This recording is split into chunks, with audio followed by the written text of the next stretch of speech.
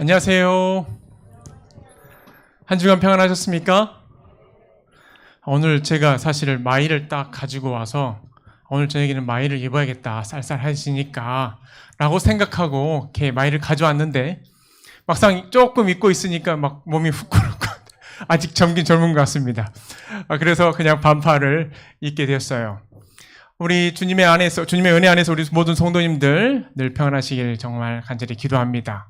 날씨가 덥고 또 춥고 이런 변화가 있지만 우리 성도님들 모두가 주님의 크신 축복 안에서 모두가 건강하기를 기도합니다. 오늘 이 시간에 특별히 손님이 오셨어요. 도마동 교회 이혜리 성도님이신가요? 네, 반갑습니다. 네, 환영합니다. 환영의 박수 부탁드리겠습니다. 진심으로 환영합니다. 오늘은 우리 성도님들과 함께 성령 안에 있는 삶 네 번째로 성숙한 신앙인들의 특징을 가지고 말씀을 나누기를 원합니다. 우리가 예수 그리스도를 믿고 예수님의 말씀에 따라 살아갑니다. 그러면 우리 하나님께서는 우리에게 가장 원하시는 것이 있을 텐데 그것이 무엇일까요? 그것은 바로 성숙한 신앙이에요. 항상 한 자리에 머무는 위치의 그런 신앙인이 아니라 뭐 하는 신앙인이요? 점점 더 성숙해지는 신앙인이에요. 성령의 열매를 맺는 신앙인들을 하나님께서는 원하십니다. 성경에서 이 신앙의 성숙을 다루는 이 대표적인 책이 있는데 바로 야고보서입니다. 야고보서에는 성숙한 신앙을 점검해 볼 수 있는 세 가지 시금석을 보여주고 있어요. 오늘은 우리의 신앙을 돌아볼 수 있는 이 세 가지 시금석에 대해서 살펴보기를 원합니다. 첫 번째입니다. 첫 번째 시금석 가운데 첫 번째 질문이에요. 이 시험을 당할 때 믿음과 인내로 잘 참고 있는가? 아니면 시험을 당할 때 더 깊은 나락으로 이렇게 추락하고 있는가가 바로 성숙한 신앙인을 가려내는 첫 번째 척도입니다. 시험은 사실 우리를 있는 그대로 드러내셔서 연단하시는 하나님의 도구입니다. 성경에서 이 시험이라는 단어가 나타날 때 특별히 예수님이 하나님이 주어로 사용되었을 경우에는 연단의 의미를 가지고 있습니다. 얼마 전에 추석 연휴를 맞이해서 가까운 곳에 영화관이 있어서 한 영화를 보게 되었어요. 그 영화 제목은 1947년 보스턴이라는 영화입니다. 1936년도 베를린 올림픽에서 세계 신기록을 세웠던 선수가 있어요. 누군지 아십니까? 송기정 선수입니다. 근데 송기정 선수와 당시 제2의 송기정이라고 불렸던 사람이 있는데 누군지 아십니까? 네, 서윤복입니다. 24살 청년 서윤복이요.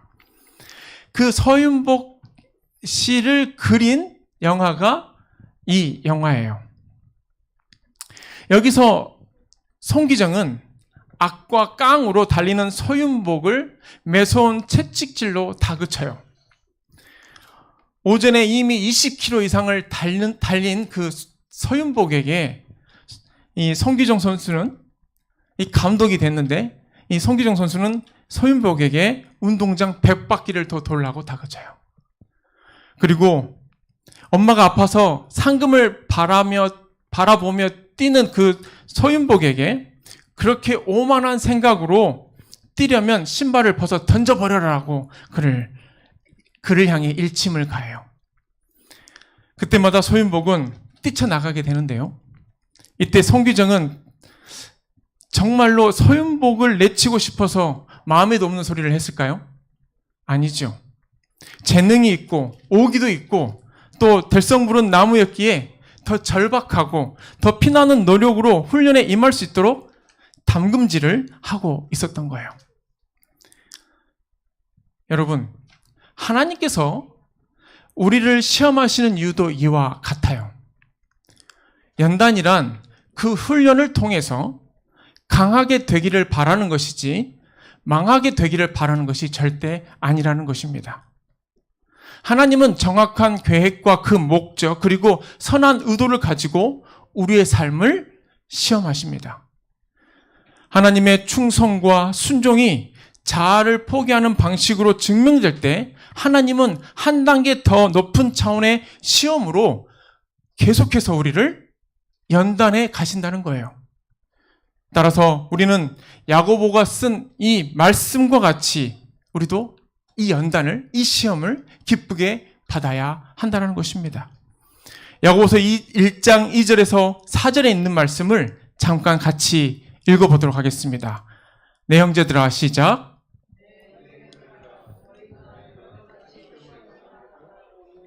온전히 기쁘게 여기라. 이는 너희의 시련이 인내를 만들어내는 줄 너희가 알미라. 인내를 온전히 이루라. 이는 너희로 온전하고 구비하여 조금도 부족함이 없게 하려 함이라. 아멘. 하나님께서 우리를 고난과 좌절로 단련하시는 목적은 하나님의 품성을 이렇게 드러내려는 이 정금과 같은 사람으로 다듬으시기 위함이라는 거죠. 타오르는 불안과 공포의 불로 우리의 품성을 이렇게 달구어 주시고 숙명의 망치로 우리를 이렇게 다듬어 주시고 눈물로, 사랑의 눈물로 잘 담궈뒀다가 우리를 하나님께서 사용하실 수 있도록 우리를 연단해 주신다는 거예요. 하나님께서 그렇게 우리를 만들어 주시면 우리의 성품은 정말 고매한 성품을 소유하게 될 것입니다. 하나님께서 칼과 하나님께서 불로 우리를 연단해 주실 때 우리 모두는 그 순간을 기쁘게 받아들여야 할 것입니다. 모세는 하나님이 우리를 독수리와 같이 훈련하신다고 말씀하셨어요. 독수리는 우리가 잘 알듯이 높은 절벽 위에 둥지를 트고 그곳에 알을 까고 새끼를 낳습니다. 좋은 이 나뭇가지를 올려놓고 둥지에 또 자신의 털을 뽑아서 따뜻하게 보온을 한다고 그래요. 그렇게 한동안 새끼들은 부모의 따뜻한 보호 아래서 잘 자랍니다. 어미가 갖다 주는 그 음식을 맛있게 받아 먹는 거죠. 일명 우리가 따지자면 초신자의 그 경험의 모습과도 일치가 됩니다. 그러던 어느 날 갑자기 어미 독수리가 날개를 퍼덕이며 그 둥지를 향해서 이렇게 이 보금자리에 있던 모든 털들과 또 이 따뜻하게 보호했던 그런 이 낙엽들을 다 이렇게 제거를 해요. 그러면 그 안에 가시들이 있는데 그 가시들 때문에 이 새끼 새들이 설 자리를 갖지 못하고 둥지 밖으로 나온다고 합니다. 새들이 밖으로 나오면, 새끼들이 이렇게 밖으로 나오면 어미 독수리는 10피트의 이 긴 날개로 이 새들을 이렇게 등에 이렇게 등으로 오게끔 한다고 합니다.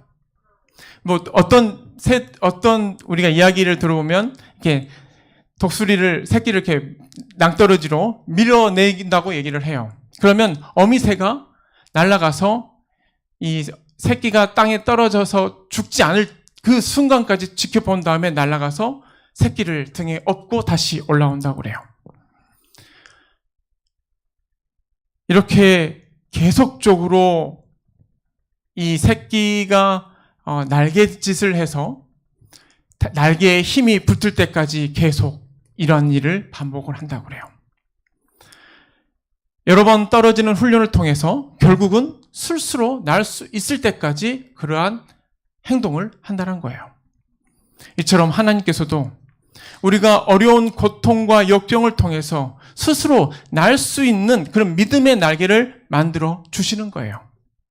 다시 말해, 내 힘, 내 실력이 아니라 하나님의 힘, 하나님의 그 능력과 하나님에 대한 굳건한 신뢰로 살아가는 그리스도인이 되게 하신다는 것입니다. 뿐만 아니라 어미가 결코 새끼를 땅에 떨어져 죽게 하는 법이 없는 것처럼 하나님 역시 연단 중에는 피할 길을 내셔서 숨을 쉬게 하시고 망하게 하지 않으신다는 사실을 우리가 꼭 기억해야 할 것입니다. 사실 신앙생활이란 하루아침에 완성되는 것이 아니지요.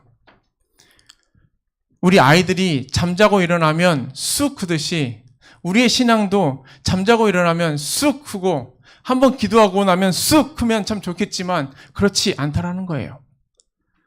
하나님께서는 믿음의 날개가 자라도록 어려운 시련을 통하여 믿음의 날개의 힘을 얻게 도와주십니다. 그러므로 어려운 시험이 반복된다고 하여서 낙심하지 말아야 할 것입니다. 하나님께서는 우리에게 시험을 허락하실 때 우리는 시험 대신에 그 시험을 다루시는 손길이신 하나님을 바라보아야 합니다. 시험 중에도 작은 햇살이 비춰오고 안도감을 내쉬며 숨을 고를 때가 오지 않겠습니까? 주님께서 인정하시는 참 믿음을 갖는 그날까지 참고 견디는 법을 익히는 사람은 결국에는 승리자가 될 것입니다. 신앙생활의 축복은 질병이나 고난이 없는 것이 아니라 고통과 이 실패와 눈물을 통하여 하나님의 섭리를 깨닫게 되는 것이고 고난을 승화시켜 축복으로 만들어내는 데 있다는 것을 꼭 명심하는 저희 모든 성도님들이 되길 소망합니다. 두 번째로 성숙한 신앙인을 가려내는 척도는요, 이 믿음의 실천이 있는가 하는 것입니다. 이 야고보서에는 믿음뿐만 아니라 행함을 강조하고 있습니다. 우리 야고보서 2장 14절에서 17절에 있는 말씀을 같이 읽도록 하겠습니다. 시작. 내 형제들아, 만일 사람이 믿음이 있노라 하고 행함이 없으면 무슨 유익이 있으리요? 그 믿음이 능히 자기를 구원하겠느냐? 만일 형제나 자매가 헐벗고 일용할 양식이 없는데 너희 중에 누구든지 그에게 이르되 평안히 가라, 덥게 하라, 배부르게 하라 하며 그 몸에 쓸 것을 주지 아니하면 무슨 유익이 있으리요? 이와 같이 행함이 없는 믿음은 그 자체가 죽은 것이라. 행함이란 회심한 생애가 만들어낸 결과입니다. 곧 믿음으로 동기부여되어 자발적으로 우러나오는 행위를 말씀하고 있는 거예요. 몸에 밴 이 선한 행실로 표현되지 않은 믿음은 결코 어떤 사람도 구원하지 못할 것이고 참된 믿음 없이는 선한 행실도 결코 있을 수 없다라는 것입니다. 쉽게 말해서 이웃사랑 이 실천이 없는 신앙은 죽은 신앙이라는 거예요. 헛된 믿음이라는 것입니다. 영감의 글은 이렇게 말씀하고 있습니다. 실천에 옮기지 않은 진리는 그 능력을 신속히 상실한다.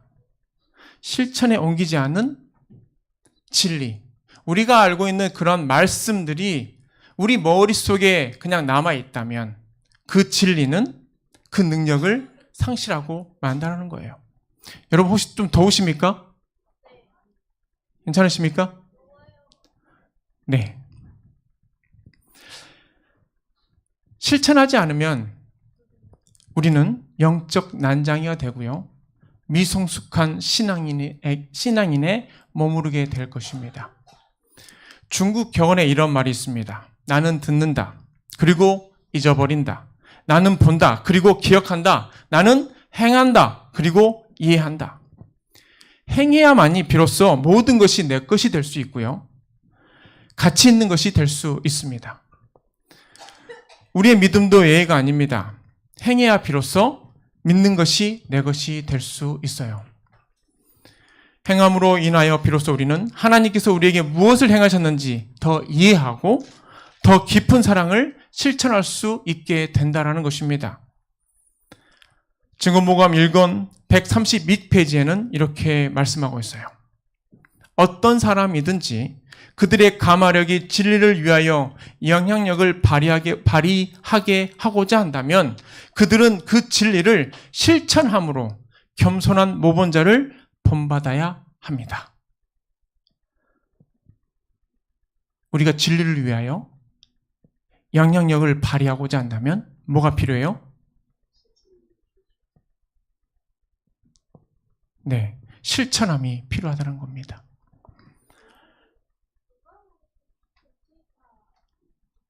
네, 죄송합니다. 멈춘 것 같습니다.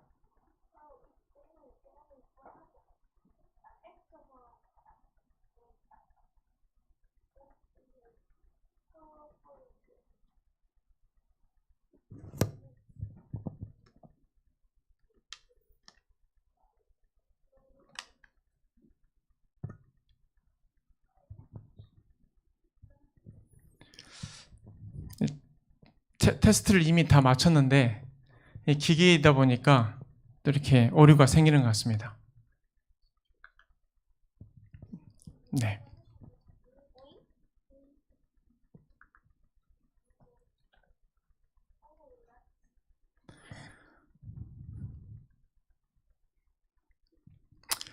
지난 추석 금요일에 집사람과 함께 몇 군데 방문하게 되었어요. 이게 잘 되다 이러니까 뭐가 좀 문제가 있는 것 같습니다. 네.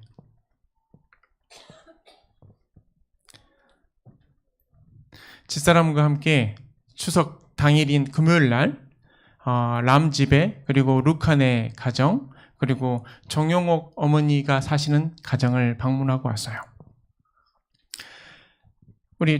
특별히 우리 정용옥 어머니 댁에 갈 때 송편과 약밥을 가지고 방문을 갔습니다. 댁을 찾아가니까 마침 우리 정용옥 어머니께서 아침 식사를 하려고 쌀을 씻으려고 준비하고 계셨다고 그러더라고요.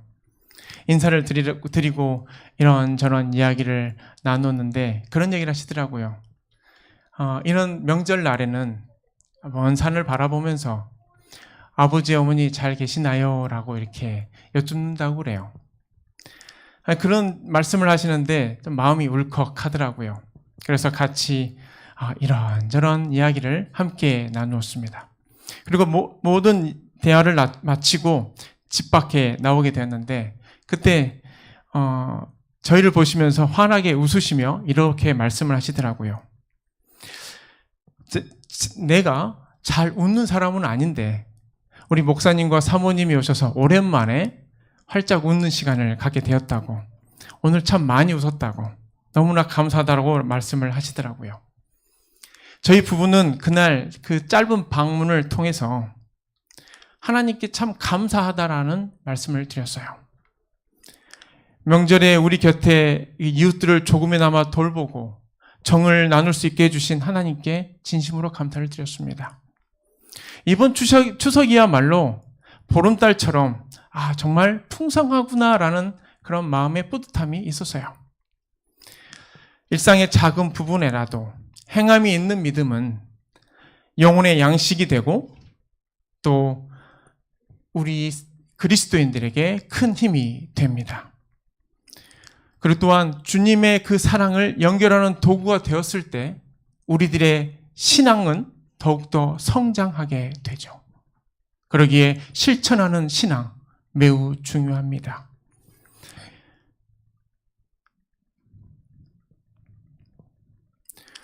컴퓨터가 지금 잘 되지 않네요. 그냥 빼고 하도록 하겠습니다. 세 번째로는 이 성숙한 신앙인의 마지막 특징인 이 말에 실수가 없는 사람입니다. 성숙한 신앙인은 말을 할 때 더 조심스럽다라는 거죠. 하나님이 인간에게 주신 축복 가운데 하나가 바로 언어입니다. 언어를 바르게 사용하면 이웃에게 큰 유익을 끼치지만 그 말을 잘못 사용하면, 언어를 잘못 사용하면 공동체가 큰 불이익을 받게 돼요. 성경에도 이러한 말씀이 있습니다. 잠언 29장 20절에 있는 말씀이에요. 너는 성급하게 말만 세우는 사람을 만나 보았느냐? 그런 사람보다는 차라리 미련한 사람에게서 더 바랄 것이 있다라고 성경은 기록되어 있어요. 야고보는요, 혀에 대해서 이렇게 표현하고 있습니다. 배의 키, 많은 나무를 태우는 작은 불, 우리 몸에 작은 지체, 길들일 사람이 없는 물건, 또 쉬지 아니하는 악, 또 죽이는 독이라고 이 혀를 표현하고 있습니다. 혀로 우리가 하나님을 찬송하기도 하고 이 혀로 사람에게 저주하기도 합니다. 따라서 우리는 하나님의 은혜로 이 혀를 잘 길들여야 합니다. 솔로몬의 권면처럼 잠언 18장 21절에 있는 말씀과 같이 죽고 사는 것이 혀의 권세에 달려 있기 때문입니다. 말에 실수가 없으면 온전한 사람입니다. 왜냐하면 말을 제어할 수 있는 사람은 자신의 온몸을 절제할 수 있는 그런 사람이기 때문이죠. 루터는요, 이러한 말을 했습니다. 말이란 눈송이와 같다. 왜 그럴까요? 이 작은 눈송이가 눈 위에 굴르고 굴르면 눈덩어리가 커져서 누군가에게 다가오면 사람을 죽이고, 누군가에게 그 집에 그 눈사태가 나서 이 집을 무너뜨리고, 때로는 그러한 일로 인해서 모든 것을 잃어버리게 된다라는 겁니다. 이렇듯이 말이란 입에서 귀로, 귀에서 입으로 굴러다니는 동안에 불어나서 마침내 얼토당토 않는 괴물로 만들어내는 데까지 이르게 된다라는 것입니다.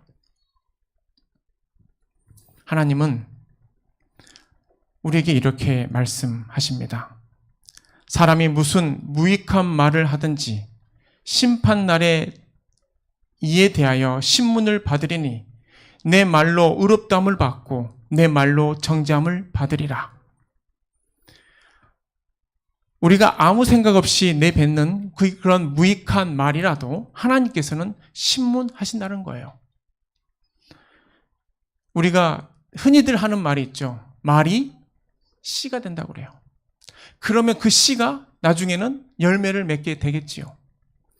그래서 모든 말은 기도적 의미가 있습니다. 하나님께서 우리의 말을 귀담아 들으신다는 거예요. 한 자매가 유능하고 정말 잘생긴 총각과 이 교제를 하였고 나중에는 결혼을 하게 되었습니다. 남편이 워낙 인물이 좋고 재능이 많다 보니 주변에 사람들도 많고 여러 여자들도 많았다고 해요. 그래서 예전 관계가 복잡했습니다. 너무나 속상했던 이 부인은 속으로 이렇게 불평을 했습니다. 차라리 혼자 사는 게 낫지. 교통사고로 나서 차라리 확 죽어버려라. 이렇게 속의 말을 한 거예요. 그런데 어느 날 밤 남편이 한강변 조용한 숲길을 지나가고 있는데 술을 마시고 지나가고 있는데 교통사고로 식물인간이 되어버리고 말았답니다. 자기가 말한 대로 응답이 된 거예요. 여러분, 모세와 같은 위대한 사람도 말 한마디 잘못해서 어떻게 되죠? 하나님께서 약속하신 땅, 그 땅에 들어가지를 못하게 돼요. 모세가 자기 백성들이 원망할 때 이렇게 말을 하죠. 패역한 너희여 들으라. 우리가 너희를 위하여 이 반석에서 물을 내랴 하고 지팡이를 들어 반석을 칩니다. 여기서 이 모세가 잘못한 단어가 뭔지 아십니까? 우리예요. 원래 반석에서 내시는 분은 누구세요? 하나님이신데 본인이 한 것처럼 이야기를 합니다. 하나님께서는 이 반석에서 명하여 물을 내라고 말씀하셨는데 백성들을 향하여 분노해서 반석을 쳤어요. 모세는요. 그때 하나님께서는 너희가 나를 믿지 아니하고 이스라엘 자손의 목전에 나의 거룩함을 나타내지 아니한 고로 너희는 이 총회를 내가 그들에게 준 땅으로 인도하여 드리지 못하리라라고 말씀하셨어요. 말 한마디의 실수로 모세는 저 약속의 땅 가나안을 들어가지도 못하고 인생이 끝나버리고 마게 됩니다. 하나님의 거룩함을 나타내지 못한 그들의 말실수 하나가 결국 모세라도 광야에서 죽게 된 것이죠. 왜 하나님께서 모세와 같은 이 위대한 사람의 그 말 한마디의 실수로 그를 역사의 무대 뒤로 물러나도록 했을까요? 그것은 하나님의 백성들이 말에 있어서 실수하지 않도록 역사에 귀감이 되고 지도자들에게 귀감이 되도록 이렇게 역사하신 거예요. 그렇게 사랑하는 성도 여러분들이시여, 오늘부터 불신의 말이나 믿음이 없는 그런 말은 단 한마디라도 경솔하게 내뱉지 마시기 바랍니다. 오직 믿음의 말을 하시길 바랍니다. 말은 씨앗처럼 심는 대로 거둔다라는 말씀을 꼭 명심하시기 바랍니다. 다른 사람에게 심어서 내가 거두는 그런 꼴을 겪지 않도록 주의하시길 바랍니다. 좋은 말을 심으면 좋은 것이 나에게 거두어지는 나는 그런 법칙을 기억하시고 아름답고 선하고 유익이 되는 것만 심고 거두시는 우리 모든 성도님들 되시길 간절히 소망합니다. 이제 말씀을 정리하면서 오늘 우리 성도님들과 함께 나눈 세 가지를 좀 살펴보도록 하겠습니다. 성숙한 신앙인은 첫 번째,